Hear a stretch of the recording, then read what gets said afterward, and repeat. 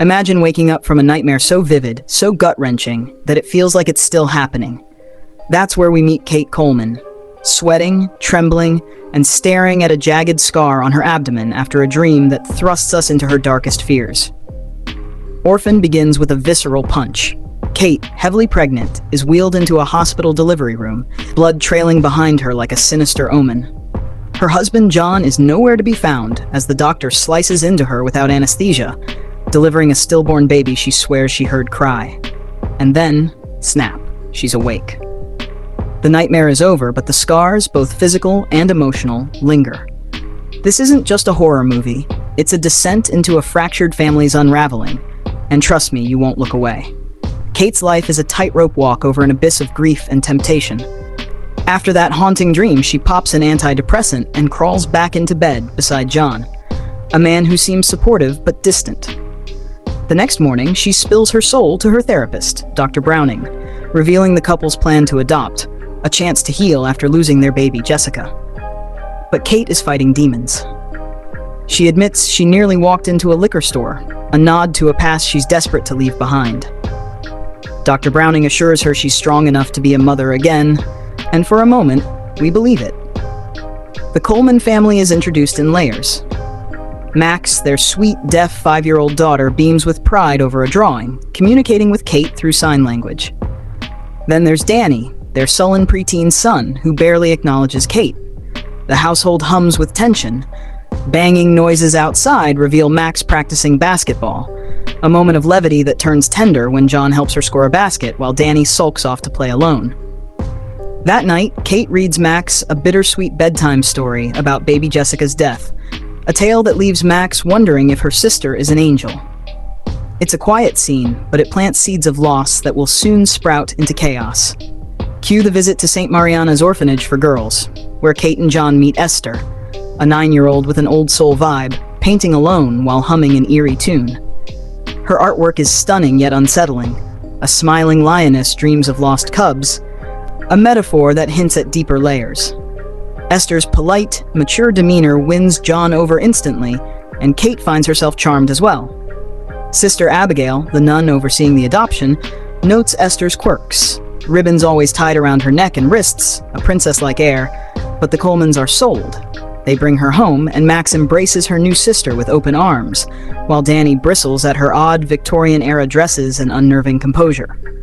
Esther slips into the family like a shadow, learning piano from Kate, charming John with hugs, but clashing with Danny's brooding skepticism. A celebration for her adoption feels like a birthday party, complete with cake and gifts, an easel for her art. Yet Danny ditches it to play video games with friends, uncovering hidden magazines in his treehouse.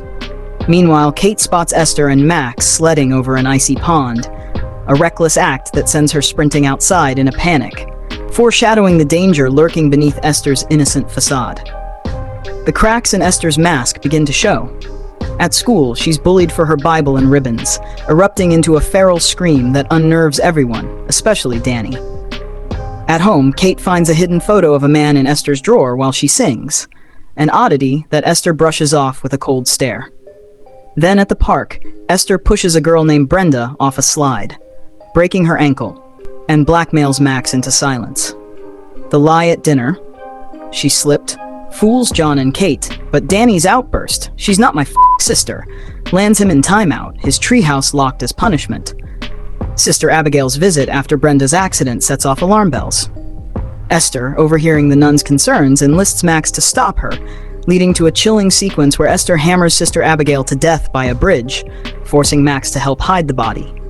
The brutality is shocking, and Esther's calm manipulation of Max, "We'll both go to jail if you tell," cements her as a predator in pigtails. Back home, she threatens Danny with a box cutter, leaving him terrified and speechless. Kate's suspicions hit overdrive when Esther releases the car brake, nearly killing Max in a rolling crash. John's disbelief widens their rift, and a therapy session with Dr. Browning flips the script. Kate is painted as unstable, not Esther. Desperate, Kate uncovers Esther's lies after she breaks her own arm with a vice, framing Kate for abuse. John finds wine bottles Esther planted and delivers an ultimatum: rehab or divorce. Max confides in Danny about Esther's crimes, showing photos of the carnage, but Esther overhears and sets the treehouse ablaze with Danny inside. He survives barely, and Esther slips into his hospital room, attempting to smother him, only to be caught when Kate intervenes, slapping her in a fit of rage. A call from Dr. Varava shatters everything. Esther is Lena Klammer, a 33-year-old psychopath with dwarfism, escaped from an Estonian asylum. Her ribbons hide scars from a straitjacket, her charm a mask for violence. At home, John discovers her true paintings, grotesque scenes of sex and death, moments before Esther stabs him. Kate, racing back from the hospital, crashes into the house as Esther hunts Max with a gun. A rooftop showdown on the greenhouse ends with Kate tackling Esther through glass, and a final battle at the icy pond sees Max shoot the ice, plunging them underwater. Esther's last plea, "Please don't let me die, Mommy," is met with Kate's furious rejection and a neck-snapping kick. The police arrive, but Esther's body vanishes into the depths. Kate and Max cling to each other, battered but alive, as the credits loom. Orphan isn't a tidy victory. It's a raw, messy survival story. Esther's final disappearance leaves a chilling question. Is she truly gone?